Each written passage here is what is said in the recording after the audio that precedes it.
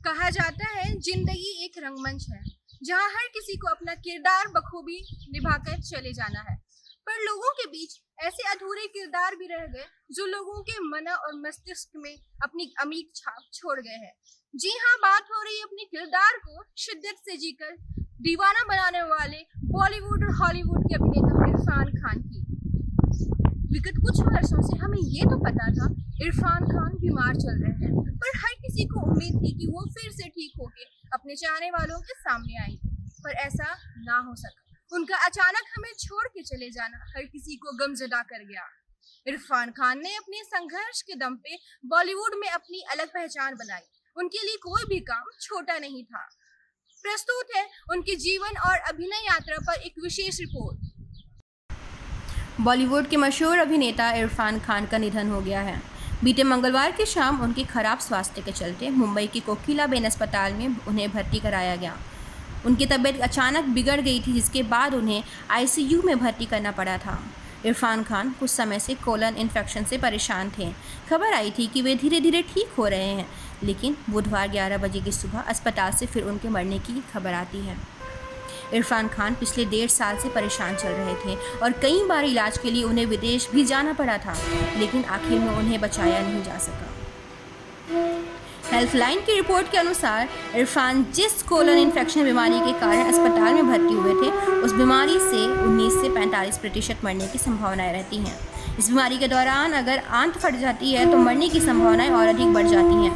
हालांकि इरफान खान किस स्टेज में थे, इसकी जानकारी अभी तक सामने नहीं आई है।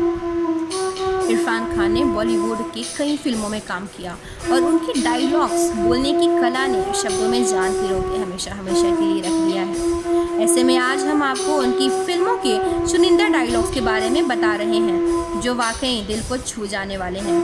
ये डायलॉग्स काफ़ी अच्छे लिखे गए, लेकिन इस डायलॉग्स के शब्दों में जान डालने का काम तो इरफान सर ही कर सकते थे।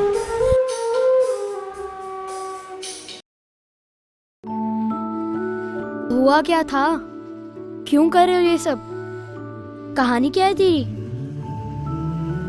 तुम्हारी? आपकी? मैं इंद्रजीत सिंह।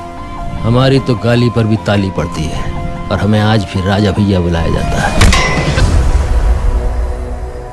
रिश्तों में भरोसा और मोबाइल पर नेटवर्क ना हो तो लोग गेम खेलने लगते हैं। तुम कौन सा गेम खेल रही हो? लकीरें बहुत अजीब होती हैं। खाल पे खिंच जाएं तो खून निकाल देती हैं और जमीन पे खिंच जाएं तो सरहदें बना देती हैं। शराफत की दुनिया का किस्सा ही खत्म। अब जैसी दुनिया वैसे हम। पिस्तौल की गोली और लौंडिया की बोली जब चलती है तो जान दोनों में ही खतरे में होती है। बीहड़ में बागी होते हैं, डकैत मिलते हैं पार्लियामेंट में। चांद पे बाद में जाना जमाने वालों, पहले धरती पे तो रहना सीख लो। ये हेडमास्टर नहीं है जी, ये बिजनेसमैन है। और आजकल पढ़ाई नहीं है जी, ये धंधा है धंधा। प्यार अंधा होता है और प्यार में पड़ने वाले उससे बड़े अंधे होते हैं।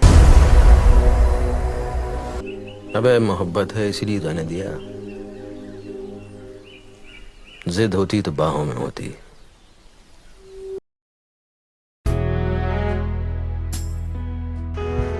चलिए चलते हैं अब उन पुराने गलियारों में जहां से इरफान का बचपन गुजरा।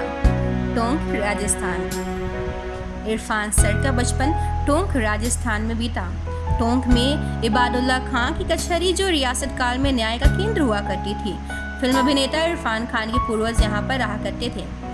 कचहरी में रहने वाले साहबजादा असदुल्ला खां का कहना है कि इरफान खान उनके साथी होने ने एक्टर बनकर नाम रोशन किया।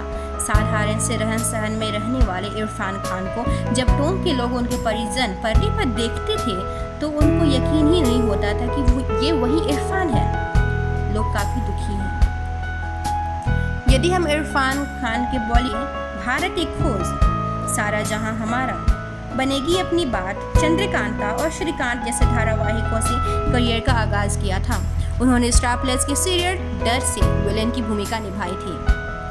सही मायने में भारत के पहले अंतर्राष्ट्रीय अभिनेता इरफान खान सर थे।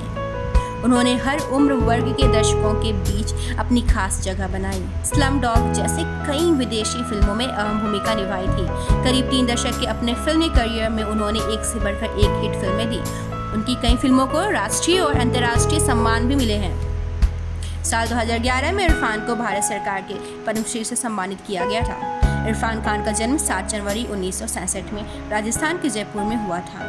उनके पिता का टायर का बिजनेस था। इरफान खान एमए की पढ़ाई पूरी करने के बाद साल 1984 में दिल्ली में नेशनल स्कूल ऑफ ड्रामा में आ गए। बचपन में इरफान को क्रिकेट का शौक भी था, पर दिल अभिनय में लग गया। ख्वाब जैसा गोद में उसको उठाता तो मुझे लगता था वैसा। सारा जहां मेरा हुआ सुबह की वो पहली दुआ या फूल रेशम का। मासूम सा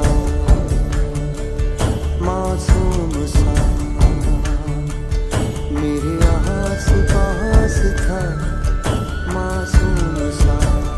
23 फरवरी 1995 को इरफान ने अपनी दोस्त सुतपा सिडकर से शादी कर ली।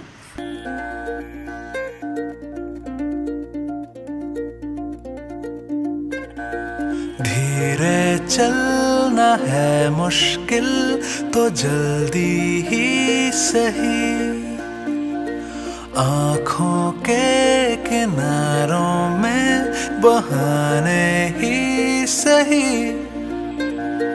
हम चले बहारों में गुनगुनाती राहों में, धड़कने भी तेज है अब क्या करें। वक्त है तो जीने दे, दर्द है तो सीने दे, ख्वाहिशें अनजान है अब क्या करें। उनके 2 बेटे अपान और ब्राबिल हैं। फरवरी 2018 में इरफान को कैंसर का पता चला, जिसके इलाज के लिए 1 साल के लिए लंदन गए थे। इरफान की मौत के बाद फैंस और फिल्म इंडस्ट्री में शोक की लहर मंडरा रही है। जब बात होती है इरफान खान की, तो उनकी कुछ मूवीज़ ऐसी है जिसे कभी नहीं भूल पाएंगे हम। उस मूवी का नाम है पीकू। और भी बहुत सारी मूवीज़ हैं, the lunch box and Paan Singh Tomar, the life of Pi और बको। अपने उम्र बढ़ रहे लेकिन परेशान करने वाले पिता भास्कर बनर्जी के छोटे छोटे मुद्दों पर उनकी असमान विचारधारा और झगड़े के बावजूद कोलकाता की इस सड़क यात्रा उनको करीब लाती है। इस फिल्म की खासियत है कि पिता पुत्र के रिश्तों पर कई फिल्में बनी हैं।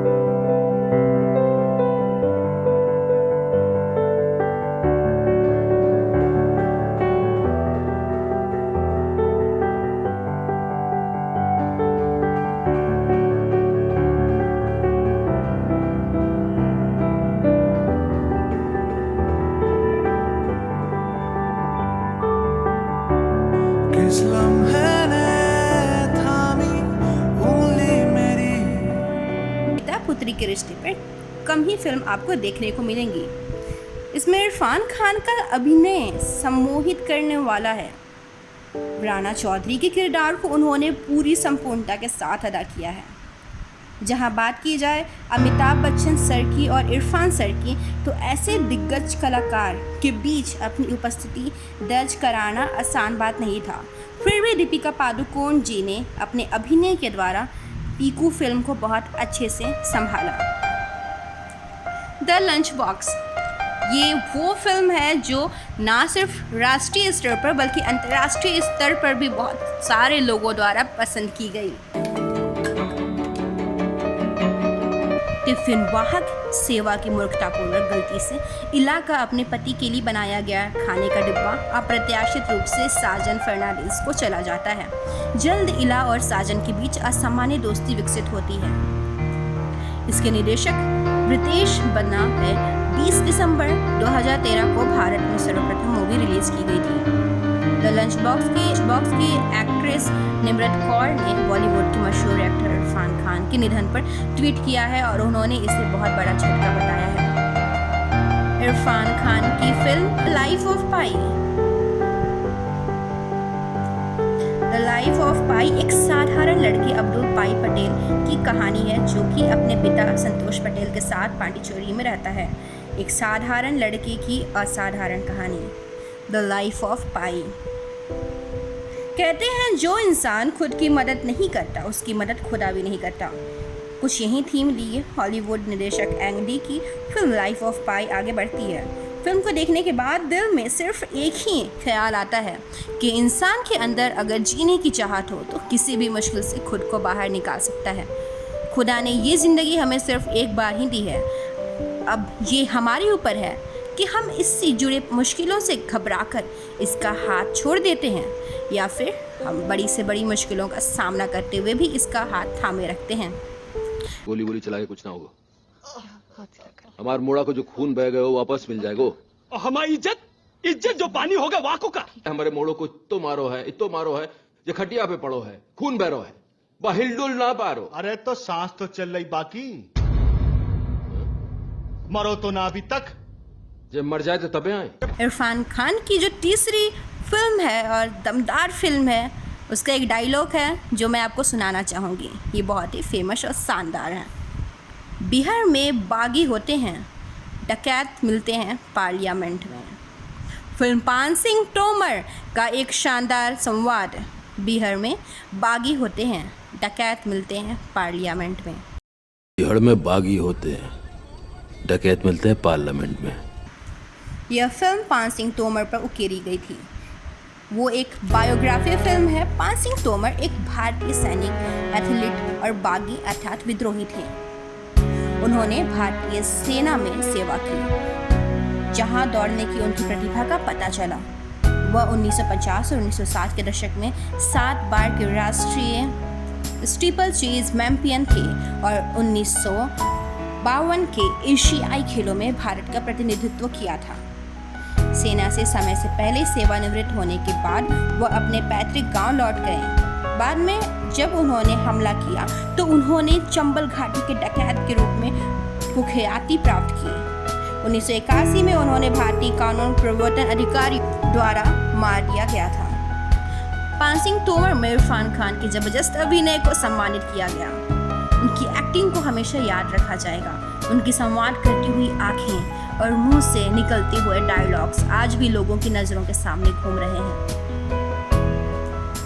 पर आज इरफान खान हमारे बीच से एक परिंदे की तरह चले गए और आसमान में सितारे बनके हमेशा हमेशा के लिए अमर हो चुके हैं। उसको उठाता तो मुझे लगता था ऐसा सारा जहां मेरा हुआ, सारा जहां मेरा हुआ। सुबह की वो पहली दुआ या फूल रेशम का, मासूम सा, मासूम सा मेरे आस-पास था, मासूम सा। आपको बता दें कि शनिवार की रात 95 वर्षीय उनकी मां का भी निधन हो गया। 95 वर्षीय उनकी मां की अंतिम आरजू थी कि उनके बेटे को जल्द से जल्द वो स्वस्थ देख पाए। इरफान खान की मां सईदा बेगम का रमज़ान के पहले दिन यानी शनिवार को इंतकाल हुआ। लॉकडाउन के चलते इरफान खान मुंबई से जयपुर नहीं जा सके, लेकिन मां अंतिम सांस तक अपने लाडले की सलामती की दुआएं मांगती रही। इरफान के भाई सलमान ने बताया कि 95 साल की मां की अंतिम इच्छा थी कि इरफान भाई जल्द से जल्द स्वस्थ होकर घर लौटें। बता दें कि इरफान ने शनिवार को मुंबई में रहते हुए वीडियो कॉल के जरिए ही अपनी मां से अंतिम दर्शन किए थे। हेलो भाइयों बहनों, नमस्कार।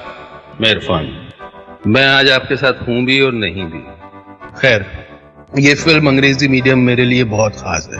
सच यकीन मानिए मेरी दिली ख्वाहिश थी कि इस फिल्म को उतने ही प्यार से प्रमोट करूं जितने प्यार से हम लोगों ने बनाया है, लेकिन मेरे शरीर के अंदर कुछ अनवांटेड मेहमान बैठे हुए हैं, उनसे वार्तालाप चल रहा है, देखते हैं किस करवट उठ बैठता है। जैसा भी होगा आपको इत्तला कर दी जाएगी।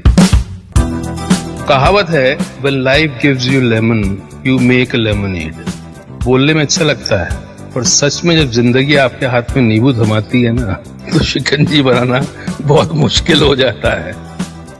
लेकिन आपके पास और चॉइस भी क्या है पॉजिटिव रहने के अलावा? इन हालात में नींबू की शिकंजी बना पाते हैं कि नहीं बना पाते हैं, ये आप पर है। और हम सब ने इस फिल्म को उसी पॉजिटिविटी के साथ बनाया है, और मुझे उम्मीद है कि ये फिल्म आपको सिखाएगी, हंसाएगी, रुलाएगी, फिर हंसाएगी शायद।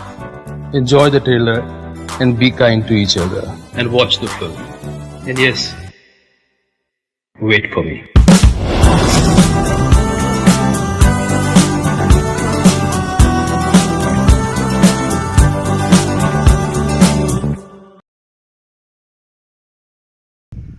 इरफान खान अब हमारे बीच नहीं रहे, पर उनकी अभिनय से सजी फिल्म में ना ही अब सिर्फ उनकी याद दिलाएगी, बल्कि उनकी कमी का एहसास भी कराएगी कि इतनी जल्दी भी क्या थी।